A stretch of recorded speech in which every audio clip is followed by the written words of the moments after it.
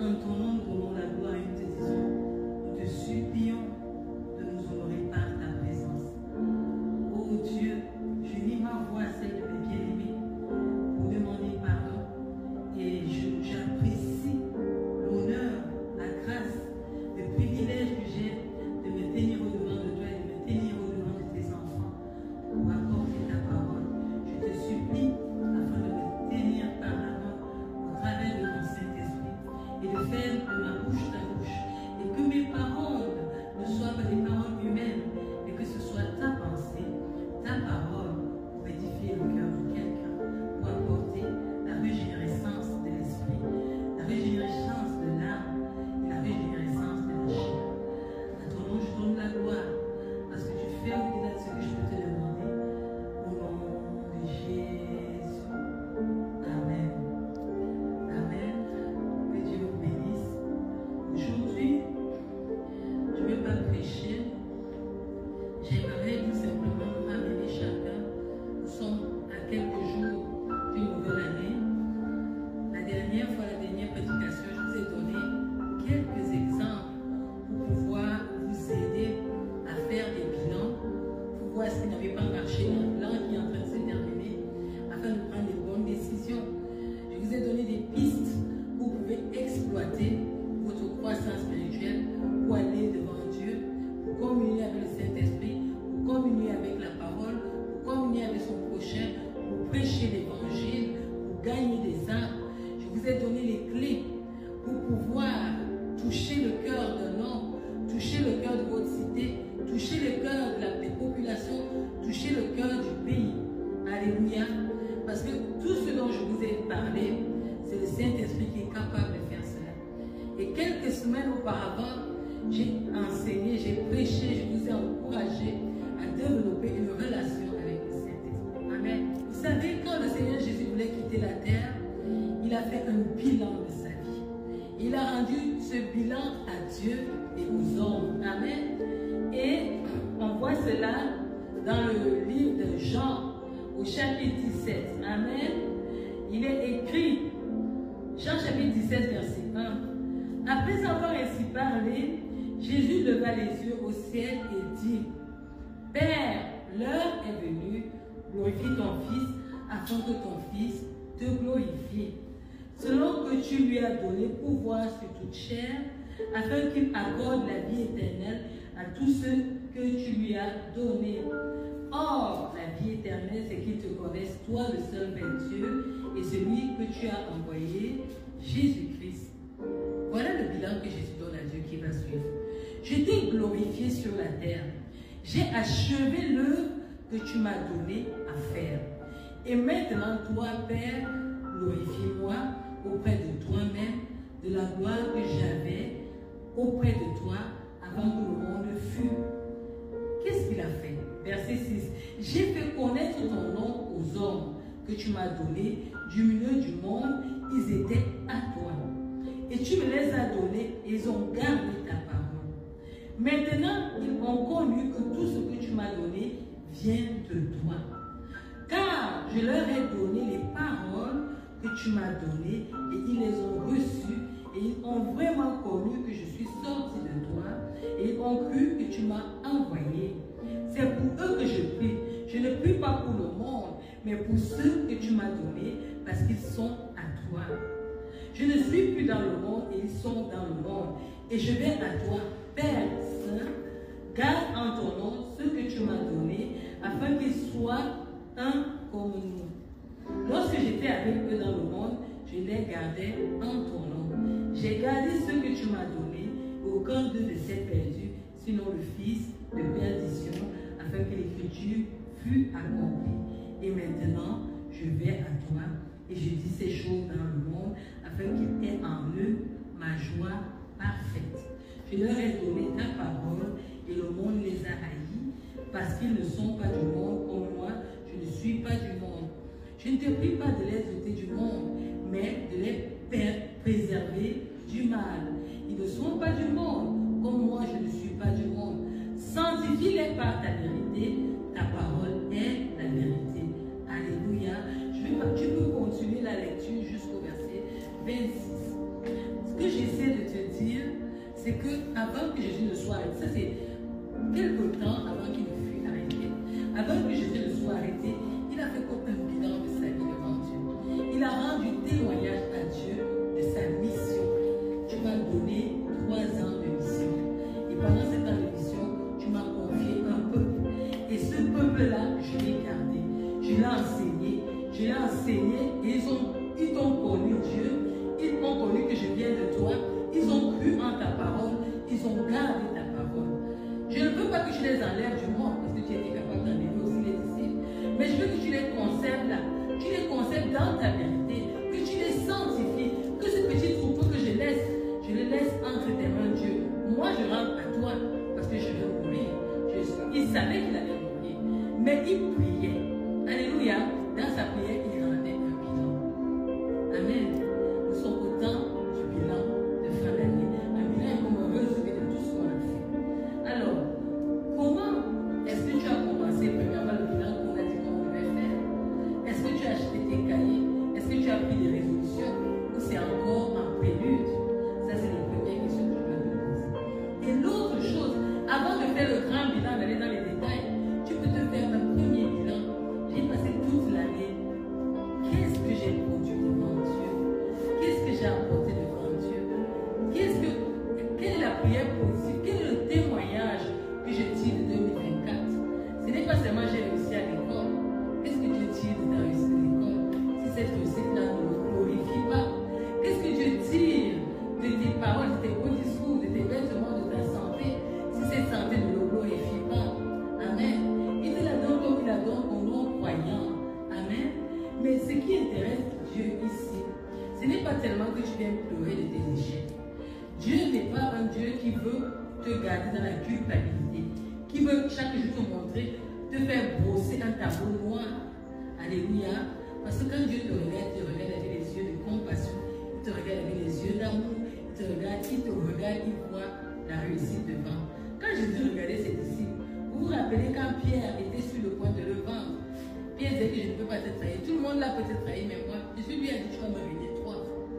Mais j'ai prié pour toi, parce que le diable voulait te perdre. J'ai prié pour te tirer les griffes du diable. Pierre ne pouvait pas s'imaginer que quelques jours après, ça allait vraiment se passer. Il lui a même donné un signe. Quand le corps va chanter 3 fois, Pierre, tu m'auras régné. Alléluia.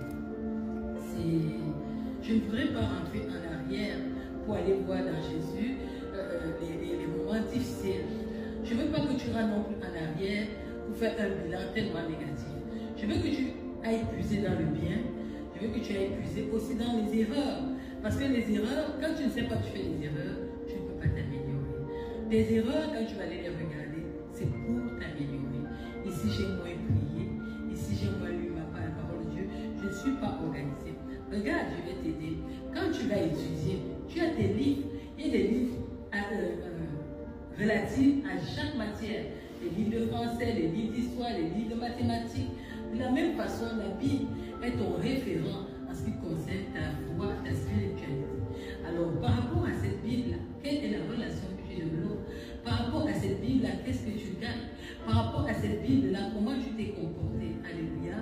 Fait que, sois honnête envers toi-même. C'est par l'honnêteté et l'humilité que tu peux t'améliorer. Amen. Que tu peux grandir. Mais bien aimé, j'aurais voulu en ce dimanche que chacun de vous ait un papier et une feuille. Mais je vous encourage, faites-le pendant la semaine. Regardez la vie de l'Église. Qu'est-ce qui a été bon? Je peux vous demander quels sont les enseignements. Pendant toute cette année, nous avons eu des cultes. Les enseignements qui nous ont marqués, les enseignements qui ont apporté un plus, chercher un plus. Et ce plus-là, c'est Dieu seul qui est capable. Alléluia. Fait que, quand tu vas faire ton bilan, assieds-toi avec toi-même. Commence les critiques de l'Église. Pas les critiques pour murmurer. Quand je fais la critique ici, c'est les choses qui ont marché pendant cette année, qui n'ont pas marché au sein de notre Église. Vous devez être capable de faire ça. Vous ne devez pas avoir honte de dire que ici, ça n'a pas marché. Il faut que vous le fassiez pour qu'on puisse s'améliorer. Amen.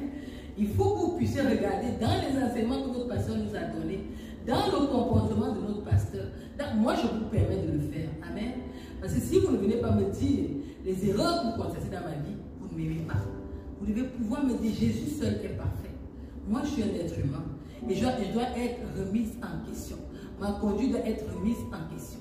Et si dans ma conduite, dans ma manière de me comporter, dans ma manière de vivre avec vous, dans ma manière de vous enseigner, dans la manière de vous conduire, vous avez constaté des erreurs parce que vous avez le Saint-Esprit, vous allez noter cela. Amen. Et vous devez être courageux de me donner cela. Amen. Et de me dire que, maman, regarde, ici nous avons constaté ça, nous avons constaté ça. Amen. Mon cœur est préparé à recevoir. Je vais recevoir, je vais aller devant Dieu. Et là où il faut que je me répande, je vais me repentir. Et là où j'ai été faible, je vais aller demander de la force. Et là où je dois arranger, je vais prier que le Seigneur m'aide à arranger. Et je vais m'atteler à arranger. Et là où, alléluia, il y a eu des avancées, où vous avez été bénis, faites-moi aussi part. Nous avons été bénis par ça, par ça, par ça. Amen. Et là où vous voulez avoir des améliorations, priez, demandez Saint-Esprit. Voilà ce que nous voulons par rapport à notre église. Ça fait que le dernier dimanche du mois, nous allons venir pour intercéder, pour confier la nouvelle année. Mais nous allons partir sur des bases concrètes et non sur un enseignement général, et non sur un enseignement imaginé, mais un enseignement vrai qui vient de vos constats, qui vient de mes constats, qui vient de nos erreurs. Vous pouvez même aussi faire des bilans sur vos propres erreurs. Et là, vous pouvez faire, je ne voudrais pas que vous veniez me donner vos erreurs, je ne suis pas votre Dieu.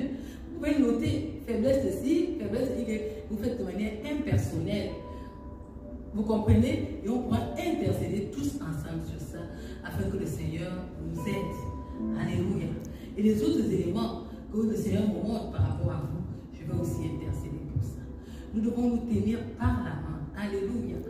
L'église de Christ, c'est l'unité. L'église de Christ, c'est ensemble combattu. Amen. Il dit, Paul a donné cet enseignement quand ses disciples et les disciples de notre apôtre se faisaient la guerre. Il dit que Paul a semé, l'autre a arrosé. C'est Christ qui fait croître. Chacun d'entre nous, nous sommes des pierres vivantes qui devront servir à l'édifice. Alléluia de Christ, du corps de Christ. Amen. Fait que vraiment, je vous invite humblement à faire ce bilan-là.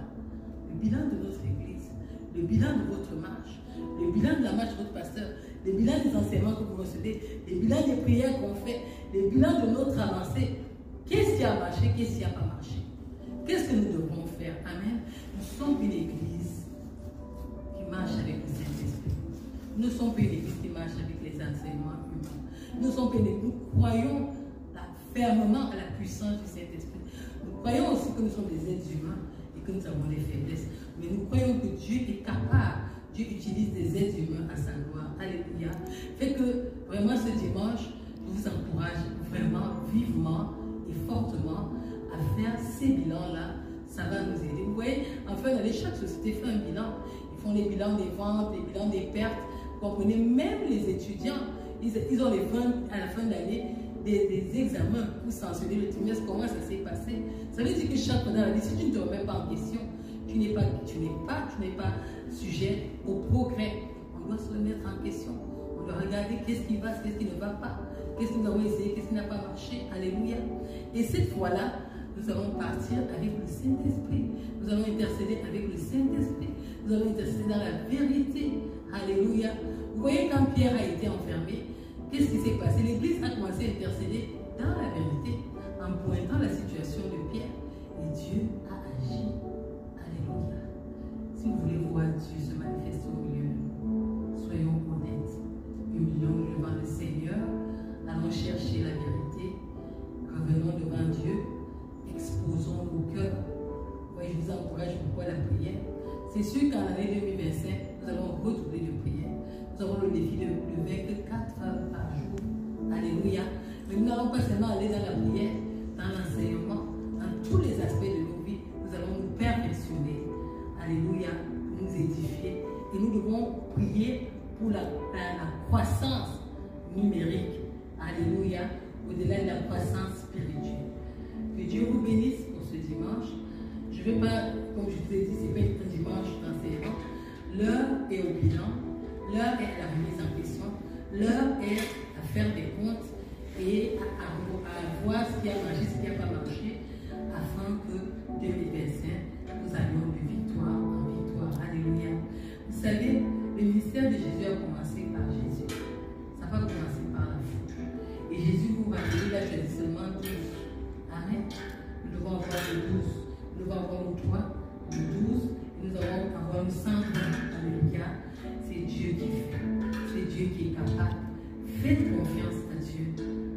premier verset.